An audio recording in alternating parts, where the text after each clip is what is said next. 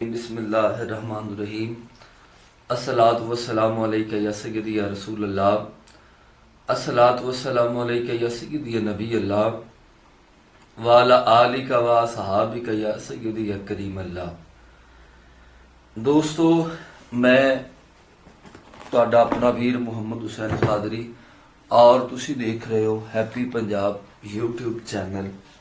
ਅੱਜ ਦਾ ਮੈਂ ਵਲੌਗ, ਅੱਜ ਦੀ ਜਿਹੜੀ ਵੀਡੀਓ ਆ ਉਹ ਇਸ ਮੌਜੂ ਤੋਂ ਲੈ ਕੇ ਹਾਜ਼ਰ ਹੋਇਆ ਕਿ ਤੁਸੀਂ ਦੇਖ ਰਹੇ ਹੋ ਹਾਫਿਜ਼ ਉਸਮਾਨ ਸਾਹਿਬ ਆਪਣੇ ਜਿਹੜੇ ਹੈਗੇ ਨੇ ਉਹ ਆਪਣੇ ਚੈਨਲ ਦੇ ਉੱਤੇ ਬਾਰਹਾ ਇੱਕ ਵੀਡੀਓ ਲਗਾ ਰਹੇ ਆ, ਜਿਹਦੀ ਅਸੀਂ ਪਿਛਲੀ ਵੀ ਇੱਕ ਛੋਟੀ ਜਿਹੀ ਵੀਡੀਓ ਬਣਾਈ, ਉਹ ਚੰਦ ਇੱਕ ਲੋਕਾਂ ਨੇ ਉਹ ਵੀ ਦੇਖੀ, ਜਿਹਦੇ ਵਿੱਚ ਉਹ ਮਿੱਠੂ ਜੱਟ ਨੂੰ ਨਾਲ ਗੱਲਬਾਤ ਕਰ ਰਿਹਾ, ਉਹਨਾਂ ਨੂੰ ਪੁੱਛ ਦੱਸ ਕਰ ਰਿਹਾ ਖਤਮ ਨਬੂਵਤ ਦੇ ਹਵਾਲੇ ਨਾਲ। ਔਰ ਮਿੱਠੂ ਜੱਟ ਸਾਹਿਬ ਵੀ ਉਹਨਾਂ ਨੂੰ ਕਹਿ ਰਿਹਾ ਕਿ ਮੈਂ ਖਤਮ ਨਬੂਵਤ ਤੇ ਯਕੀਨ ਰੱਖਦਾ। ਮੇਰਾ ਫਿਰ ਰਾਬਤਾ ਹੋਇਆ ਹਾਫਿਜ਼ ਉਸਮਾਨ ਸਾਹਿਬ ਨੂੰ, ਮੈਂ ਮੈਸੇਜ ਕੀਤਾ ਕਿ ਤੁਸੀਂ ਇਸ ਗੱਲ ਦੀ ਦਲੀਲ ਹੈ, ਦਲੀਲ ਕਹਤਾ ਯਕੀਨ ਹੈ ਤੁਹਾਨੂੰ ਪੱਕਾ ਕਿ ਉਹ ਬੰਦਾ ਮੁਸਲਮਾਨ ਹੋ ਚੁੱਕਿਆ। ਕਹਿੰਦੇ ਜੀ ਮੇਰੀ ਉਹਨਾਂ ਨਾਲ ਗੱਲਬਾਤ ਚੱਲ ਰਹੀ ਆ, ਮੈਂ ਤੁਹਾਨੂੰ ਮੈਸੇਜ ਵੀ ਉਹਨਾਂ ਦਾ ਸੁਣਾਉਣਾ ਜਿਹੜਾ ਆਇਆ ਵਾ। ਕਹਿੰਦੇ ਮੇਰੀ ਉਹਨਾਂ ਨਾਲ ਗੱਲਬਾਤ ਚੱਲ ਰਹੀ ਆ, ਹਜੇ ਪਹਿਲਾਂ ਤੁਸੀਂ ਮੈਸੇਜ ਸੁਣੋ। ਤੁਸੀਂ ਮੈਨੂੰ ਪੁੱਛਿਆ ਕਿ ਉਹ ਕਿਆ ਮੁਸਲਮਾਨ ਹੋ ਗਿਆ ਪੂਰਾ ਮਿੱਠੂ, ਉਹ ਤੇ ਮੇਰੇ ਅੱਲਾ ਨੂੰ ਪਤਾ ਮੁਸਲਮਾਨ ਹੋ ਗਿਆ, ਲੇਕਿਨ ਮੇਰੀ ਉਹਨਾਂ ਕਈ ਦੇਰ ਤੋਂ ਡਿਸਕਸ਼ਨ ਚੱਲ ਰਹੀ ਸੀ ਔਰ ਮੈਂ ਉਹਨੂੰ ਮੁxtਲਿਫ ਤਰੀਕੇ ਨਾਲ ਕਈ ਵਾਰੀ ਪੁੱਛਿਆ। ਮੈਂ ਕਿਹਾ ਕਿਤੇ ਬਹਾਨਾ ਨਾ ਜਾਂ ਤੂੰ ਨਾ ਕਹਿੰਦਾ ਹੋਵੇ। ਉਹਨੂੰ ਮੈਂ ਪੁੱਛਿਆ ਕਿ ਨਬੀ ਕਰੀਮ ਸੱਲੱਲਾਹੁ ਅਲੈਹਿ ਵਸੱਲਮ ਨੂੰ ਤੁਸੀਂ ਆਖਰੀ ਨਬੀ ਮੰਨਦੇ ਹੋ? ਕਹਿੰਦਾ ਹਾਂ ਮੰਨਦੇ ਹੋ। ਮੈਂ ਕਿਹਾ ਫਿਰ ਕਿਆ ਤੁਸੀਂ ਇਹ ਮੰਨਦੇ ਹੋ ਕਿ ਆਪ ਤੋਂ ਬਾਅਦ ਕੋਈ ਨਬੀ ਨਹੀਂ ਆਏਗਾ? ਉਹਨੇ ਕਿਹਾ ਹਾਂ ਬਿਲਕੁਲ। ਹਾਂਜੀ, ਵੇਖੋ ਨਾ, ਇੱਥੇ ਉਹ ਕਹਿ ਰਿਹਾ ਕਿ ਉਹਨੇ ਇਕਰਾਰ ਕੀਤਾ। ਇਹਨਾਂ ਨੇ ਜਦੋਂ ਦੀ ਵੀਡੀਓ ਕਾਨਫਰੰਸ ਲਈ ਉਦੋਂ ਹੀ ਉਹ ਇਕਰਾਰ ਕਰਦਾ ਪਿਆ, ਲੇਕਿਨ ਬਹੁਤ ਸਾਰੀਆਂ ਹੋਰ ਚੀਜ਼ਾਂ ਵੀ ਨੇ ਜਿਹਦੇ ਵਿੱਚ ਬਹੁਤ ਜ਼ਿੰਮੇਦਾਰੀ ਦਾ ਮੁਜ਼ਾਹਰਾ ਕੀਤਾ ਜਾਂਦਾ। ਮੈਂ ਤੁਹਾਨੂੰ ਅੱਗੇ ਵੀ ਗੁਜ਼ਾਰਿਸ਼ ਕੀਤੀ ਸੀ, ਖਤਮ ਨਬੂਵਤ ਬਹੁਤ ਨਾਜ਼ੁਕ ਮਸਲਾ, ਬਹੁਤ ਨਾਜ਼ੁਕ ਮਸਲਾ। ਇਹ ਗੱਲ ਨਹੀਂ ਹੋ ਸਕਦੀ ਕਿ ਮਿੱਠੂ ਸਾਹਿਬ ਕੈਨੇਡਾ ਵੀ ਚਲੇ ਗਏ ਜਾਂ UK ਵੀ ਚਲੇ ਗਏ ਔਰ ਉਹਨਾਂ ਨੇ ਤਾਲੀਮਾਤ ਨਾ ਦਿੱਤੀ ਹੋਵੇ, ਉਹਨਾਂ ਦੇ ਜਿਹੜੀ ਇਬਾਦਤਗਾਹ ਆ ਕਾਦੀਆਨੀਆਂ ਦੀ ਉੱਥੇ ਜਾ ਕੇ ਆਪਣੀ ਇਬਾਦਤ ਕਰਦਾ ਹੋਵੇ ਤੇ ਉਹ ਲੋਕ ਉਹਦੇ ਤੇ ਮਿਹਨਤ ਨਾ ਕਰ ਰਹੇ ਹੋਣ। ਇਹ ਗੱਲ ਨਹੀਂ ਹੋ ਸਕਦੀ। ਉਹ ਵੀ ਮਿੱਠੂ ਨੂੰ ਸਮਝਾ ਰਹੇ ਹੋਣਗੇ, ਕੁਝ ਤਰੀਕਾ ਹੋਏਗਾ। ਐਡਾ ਕੱਚਾ ਮਿੱਠੂ ਵੀ ਨਹੀਂ ਹੈ ਜਿਹੜਾ ਤੁਹਾਡੀਆਂ ਜਲਦੀ ਤੁਹਾਡੇ ਜ਼ਿਹਨ 'ਚ ਆ ਜਾਵੇ। ਲੇਕਿਨ ਮੇਰੀ ਤੇ ਦੁਆ ਆ, ਅੱਲਾ ਕਰੇ ਵੀ ਤੁਸੀਂ ਪੱਕਾ ਕਰ ਲਓ, ਉਹਨੂੰ ਸਰਕਾਰ ਦੇ ਦੀਨ 'ਚ ਲੈ ਆਓ, ਜਿਹੜਾ ਹੱਕ ਦਾ ਦੀਨ ਹੈ, ਜਿਹੜਾ ਸੱਚ ਦਾ ਦੀਨ ਹੈ। ਪੂਰੀ ਗੱਲ ਸੁਣਦੇ ਜੀ ਆਪਾਂ। ਮੈਂ ਮੰਨਦਾ ਕਿ ਆਪ ਤੋਂ ਬਾਅਦ ਕੋਈ ਨਬੀ ਨਹੀਂ ਆਏਗਾ, ਲੇਕਿਨ ਉਹਦੇ ਵਿੱਚ ਕਹਿੰਦੇ ਖਾਮੀਆਂ, ਦੋ ਖਾਮੀਆਂ। ਇੱਕ ਤੇ ਉਹ ਮਿਰਜ਼ੇ ਨੂੰ ਇਮਾਮ ਮਹਿੰਦੀ ਮੰਨਦਾ। ਹਾਂ, ਪੈ ਗਈ ਨਾ ਗੱਲ। ਇਹ ਏਡੀ ਜਲਦੀ ਇਹ ਗੱਲ ਮੰਨਣ ਡੈ ਪੈਣ ਕਿਬਲਾ ਤੇ ਸਵਾਦ ਨਾ ਆ ਜਾਵੇ। ਬਾਕੀ ਸਾਡੀ ਦੁਆ ਆ, ਤੁਹਾਡੀ ਮਿਹਨਤ ਰੱਬ ਰੰਗ ਲਿਆਵੇ, ਕੀ ਪਤਾ ਮੁਸਲਮਾਨ ਹੋਈ ਜਾਵੇ, ਸਿੱਧੇ ਰਾਹ ਤੇ ਆਈ ਜਾਵੇ। ਇਹ ਜਿਹੜਾ ਮੁਰਤਦ ਹੋਇਆ ਆ ਇਹਨੂੰ ਅੱਲਾਹ ਪਾਕ ਹਦਾਇਤ ਦੇ ਹੀ ਦੇਵੇ। ਰੱਬ ਦੇ ਕੰਮਾਂ ਦੀ ਕੋਈ ਦੇਰ ਲੱਗਦੀ ਹੈ?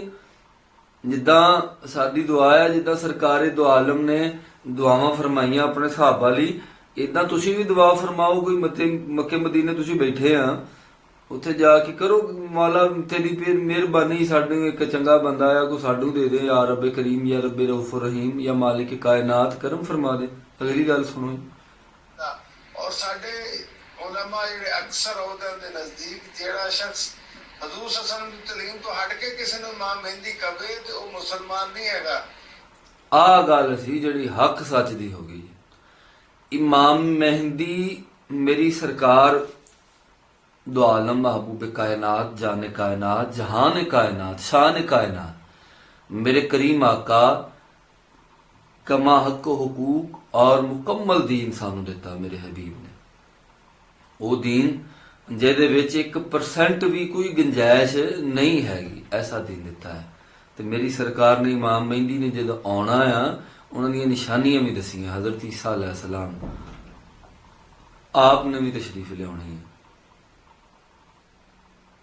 और फिर इमाम मेहंदी का जड़ा जहूर होना, और वो भी मेरी सरकार दो आलम महबूब कायनात, रसूल कायनात, ਜਾਨ ਕਾਇਨਾਤ ਆਕਾ ਦੋ ਆਲਮ ਨੇ ਜਿਹੜੀ ਤਰੀਕੇ ਬਤਾਏ ਨੇ, ਜਿਹੜੀ ਉਹਨਾਂ ਦੀਆਂ ਨਿਸ਼ਾਨੀਆਂ ਦਸੀਆਂ ਨੇ, ਉਹ ਨਿਸ਼ਾਨੀਆਂ ਉਹਨਾਂ 'ਚ ਹੋਣਗੀਆਂ।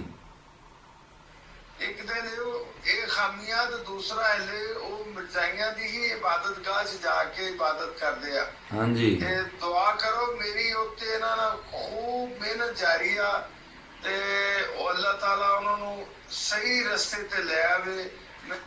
ਅਗਰ ਵਾਕਈ ਤੁਹਾਡੀ ਮਿਹਨਤ ਉਹਦੇ ਤੇ ਜਾਰੀ ਹੈ ਔਰ ਤੁਸੀਂ ਮਿਹਨਤ ਕਰ ਰਹੇ ਹੋ, ਅੱਲਾਹ ਪਾਕ ਤੁਹਾਡੀ ਮਦਦ ਕਰੇ, ਇਹ ਸਾਡੀ ਦੁਆ ਆ।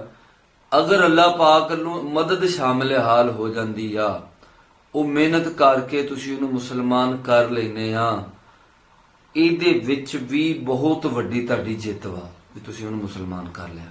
ਲੇਕਿਨ ਇੱਥੇ ਦੋ ਗੱਲਾਂ ਨੇ ਜੀ।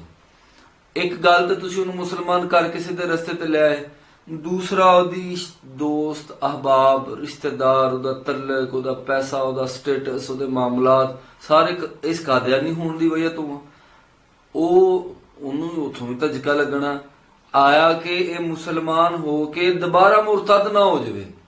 ਇਹ ਵੀ ਤੁਹਾਨੂੰ ਖਿਆਲ ਕਰਨਾ ਪੈਣਾ। ਅਗਰ ਉਹ ਦੁਬਾਰਾ ਮੁਰਤਦ ਹੋ ਗਿਆ ਤੇ ਫਿਰ ਉਹਦੀ ਸਜ਼ਾ ਜਿਹੜੀ ਪਾਕਿਸਤਾਨ 'ਚ ਹੋਈ ਆ कि सरतन से जुदा, गुस्ताख नबी की एक सजा, सरतन से जुदा, सरतन से जुदा। फिर ਉਹਦੀ यही सजा है कि भला बाकी मेरी तो दुआ है अल्लाह पाक ने जे ਤੁਹਾਨੂੰ ਇਹ ਜ਼ਿੰਮੇਵਾਰੀ ਸਰੰਜਾਮ ਦਿੱਤੀ ਹੈ ਜੀ ਤੇ ਅੱਲਾਹ ਪਾਕ ਤੁਹਾਡੀ ਮਦਦ ਫਰਮਾਵੇ। ਅਗਲੀ ਗੱਲ ਸੁਣੀਏ ਜੀ। मैं ऐसे सुख सुखी है, मैं उम्रा करने जा रहा। एक तो मेरा अपना को मसाइल है, जाती मसला, एक मैं खास तौर पे भाई मिठू जी इंशाअल्लाह अजीज इस हफ्ते या अगले हफ्ते उम्रा करने जा रहे हैं कि अल्लाह हदायत देने वाला तू आ।